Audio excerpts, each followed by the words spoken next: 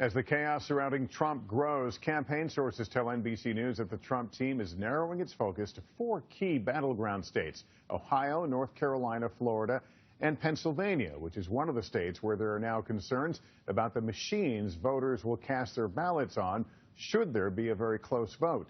NBC News senior investigative correspondent Cynthia McFadden explains. Hello, Pittsburgh! We love the state of Pennsylvania. Polling experts say Pennsylvania is critical to this year's election. Both the Trump campaign and the Clinton campaign know if Donald Trump wins Pennsylvania, he's almost certainly going to be the next president of the United States. Clinton is currently leading in the state, but Donald Trump has not given up, campaigning there this week at a massive rally. We have to make sure that this election is not stolen from us and is not taken away from us.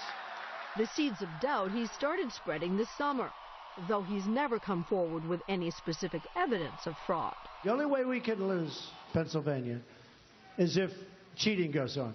Experts say large-scale fraud is unlikely, but if there are claims of cheating or other irregularities in Pennsylvania, that could be a big problem, because Pennsylvania is one of 15 states that uses some electronic voting machines without a paper record of the vote, which means if challenges are raised, there is no way to do a recount by hand. I think really it's negligence for a Secretary of State anywhere in the country now not to have a paper trail, not to have some backup system. Marion Schneider is in charge of Pennsylvania voting.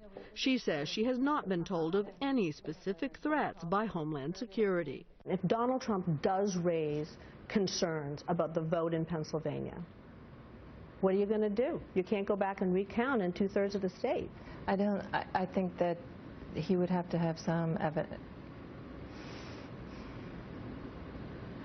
I think that those concerns would be unfounded because the risk of that happening is very low, as I've described. Is that a satisfactory answer to you? These machines need to be swapped out at some point, don't they? There's a lot of legacy systems in use in the United States, and they will all probably reach the end of their useful life at about the same time, and that's why we need to invest in the elections infrastructure. So I still think that voters can have confidence in the outcome of the election. That's not what she said as a private lawyer a decade ago, when she sued the state of Pennsylvania on behalf of a group of citizens, claiming machines without paper backups violated the Pennsylvania Constitution. The Pennsylvania Supreme Court disagreed. At the risk of being gloomy and doomy, if you end up in a close election and you have a jurisdiction where there is no paper ballot of record, what will you do? What do we do? Decide we're just not going to count that jurisdiction? I don't think that's going to go over very well. No one would disagree about that. Cynthia McFadden, NBC News, Harrisburg, Pennsylvania.